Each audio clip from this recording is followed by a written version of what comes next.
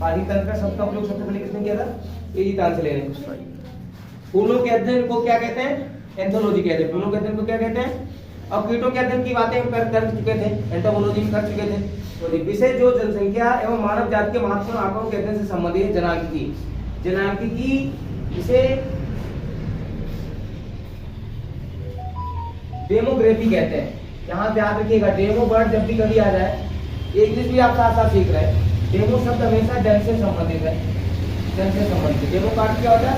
जन से। और ग्राफी शब्द हमेशा जहाँ कहीं देखेंगे, ग्राफी का मतलब होता है चित्रण या लिखना। इसका मतलब होता है चित्रण या लिखना, ठीक है ना? ग्राफी का मतलब होता है चित्रण या लिखना। तो अब डेमोग्राफी का मतलब क्या है? जन चित्रण। जन चित्रण यानी जन के बारे में अध्ययन, उसका आंकड़ा। तो डेमोग्राफी में जनांकिकी, डेमोग्राफी यानी जनसंख्या किसका अध्ययन कराता है? जनांकिकी का अध्ययन कराता है। आप विभिन्न संस्कृतियों के वैज्ञानिक विवरण के तुलनात्मक अध्ययन को इग्नोलॉजी कहते हैं। पैलियो वनस्पति के अंतर्गत अध्ययन करते हैं पादप जीवाश्मों का। अच्छा, पैलियो यहाँ पर ध्यान रखिएगा, पैलियो वनस्पति के अंतर्गत अध्ययन करते हैं पादप के जीवाश्म, फॉसिल्स को। रेशम कीट पालन को सेरिकल्चर कहते हैं, मैंने कल पढ़ लिया था हम लोगों ने। मधुमक्खी का उपयोग किया था, एपीकल्चर में भी हम लोगों ने पढ़ लिया था। फूलों की खेती, फ्लोरिकल्चर के लिए हमने तुम्हें बताया था। फ्लोरिकल्चर कितना अच्छा याद रहेगा, फ्लावर फ्लोरिकल्चर हो गया। फसलों की खेती, एग्रोनॉमी एग्रीकल्चर से आ गया। फसलों की खेती का भी याद करने का तरीका बहुत अच्छा है। एग्रीकल्चर एग्रोनॉमी हो गया, एग्रीकल्चर यानी एग्रोनॉमी हो गया। सब्जियों की खेती के लिए ओलेरीकल्चर, आलू याद कर लो, टिक्की बनाना है तो ओलेरीकल्चर, आलू सब्जी में आता है तो सब्जियों के अध्ययन को ओलेरीकल्चर कहेंगे। फलों की खेती के लिए पोमोग्रेनेट यानी पोमोलॉजी हो जाएगा। पिसिकल्चर मछली पालन को कहते हैं, हार्टिकल्चर फूड को कहते हैं। अच्छा, लेक्सिकोग्राफी शब्दकोश का संकलन होता है। लेक्सिकोग्राफी, ग्राफी मैंने कहा था लिखना, अभी बताया था। लेक्सिकोग्राफी क्या हो गया? शब्दकोश का संकलन। फिलोलॉजी क्या होता है? भाषा के संरचना, विकास तथा इतिहास का अध्ययन होता है। आइकोनोग्राफी प्रतिमाओं चित्रकला का अध्ययन। विटिकल्चर ये पूछा जाता है कि विटिकल्चर जो है अंगूरों। अच्छा, यहाँ पर विटिकल्चर की जब बात आई अंगूरों की बात, तो जितने भी रसदार फल होते हैं वो ऐसे मौसम में होते हैं जहां पर गर्मी हो और नम जलवायु हो। तो आप जब कभी बात करें, भूमध्य सागरीय क्षेत्र होता है, भूमध्य सागर के आसपास के जितने भी कंट्रीज हैं, यहाँ पर रसदार फलों की खेती खूब होती है। जैसे कि मौसमी हो गया, अंगूर हो गया, जिनमें रस निकलता है, संतरा हो गया, उनकी खेती यहाँ खूब होती है ना? समझ रहे हैं नहीं समझ रहे? संतरे के लिए बताया, संतरे के लिए कल हमने बताया नागपुर, ये नागपुर है महाराष्ट्र में, तो आपको यूपी में आना पड़ेगा, उसमें इंडिया में आना पड़ेगा, ये है यहाँ पर। और जिला जो है वो सहारनपुर है, यूपी का जिला सहारनपुर। यूपी के बारे में बात करेंगे, यूपी का विशेष जिला हम तुम्हें पढ़ाएंगे थोड़ा बहुत।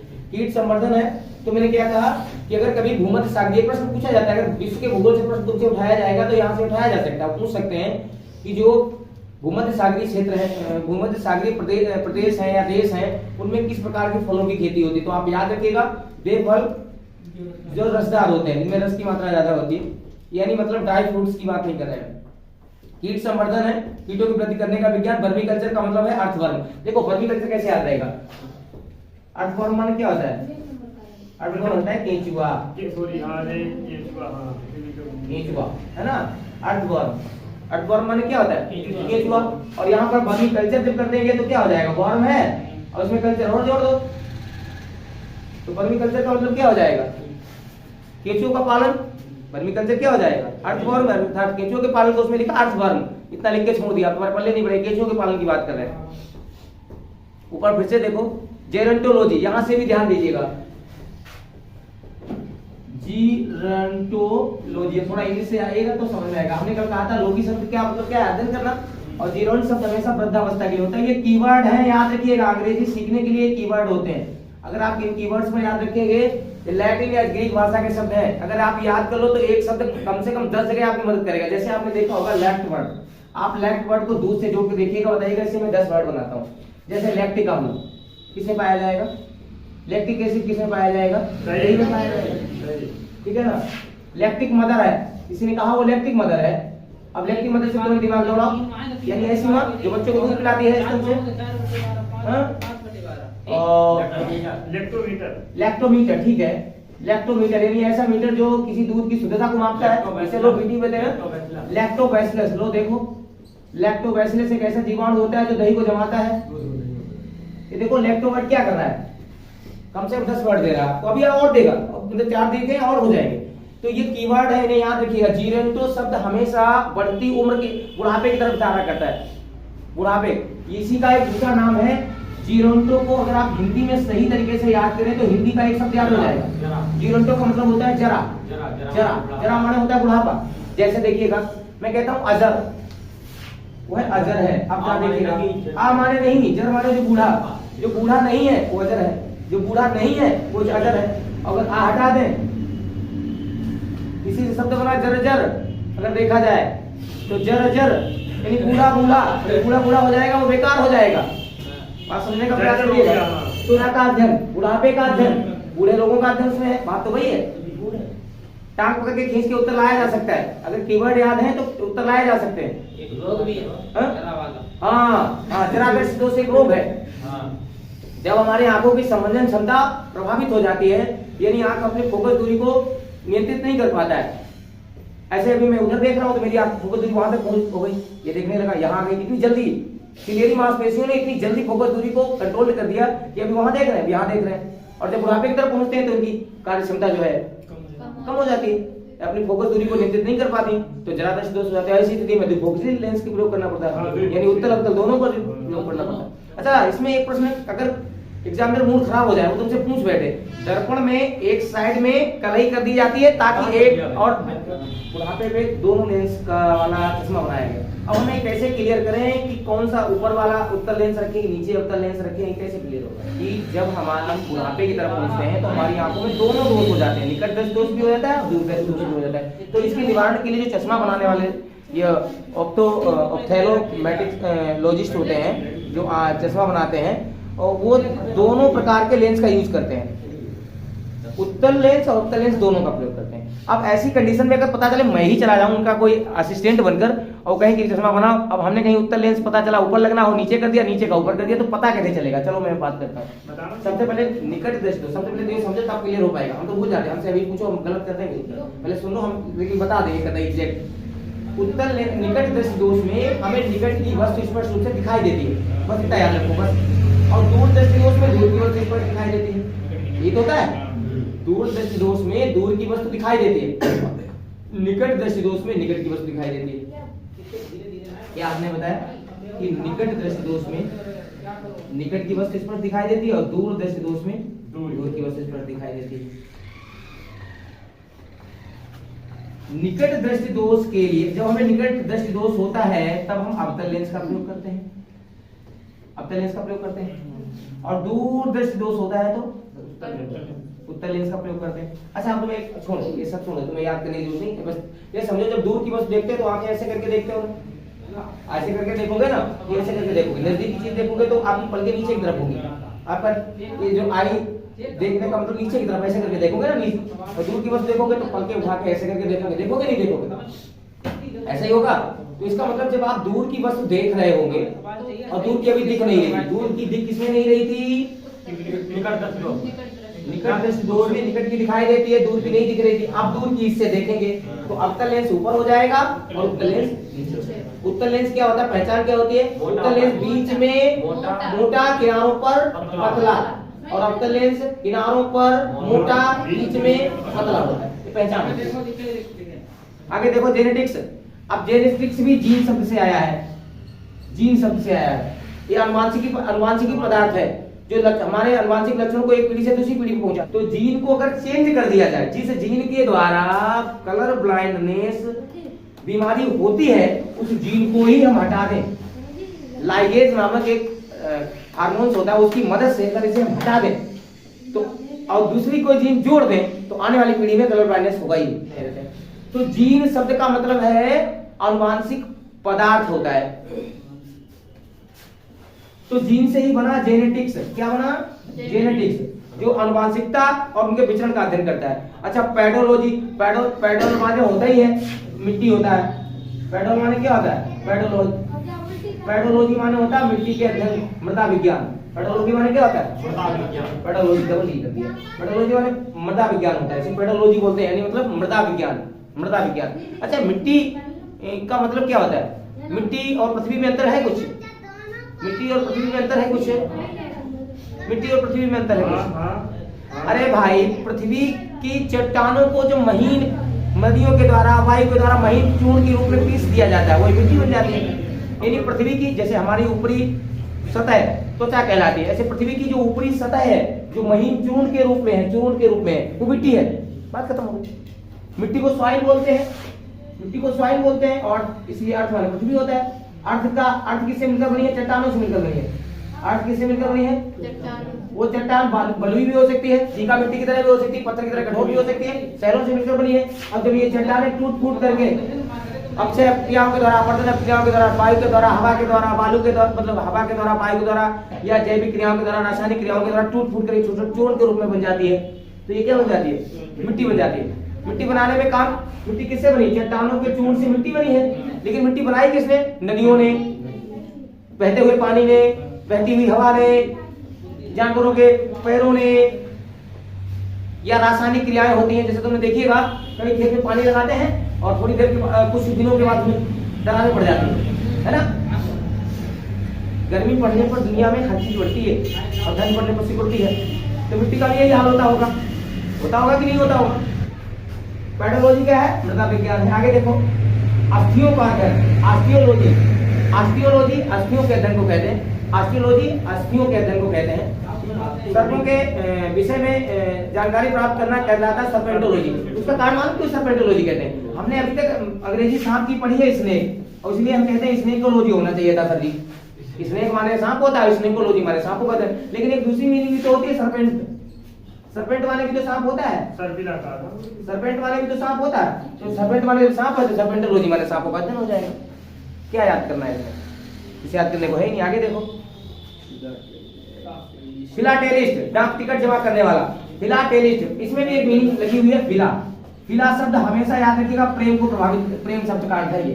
फिला का अर्थ होता है प्रेम, फिला का अर्थ होता है प्रेम। फिला का अर्थ क्या है? देखो, 1 2 3 शब्द समझो। फिलांथ्रोपिस्ट, देखो, फिला माने हमने बताया प्रेम, और एंथ्रोपिस्ट माने होता है मानव जाति। तो जो मानव जाति से प्रेम करता है वो फिलांथ्रोपिस्ट है।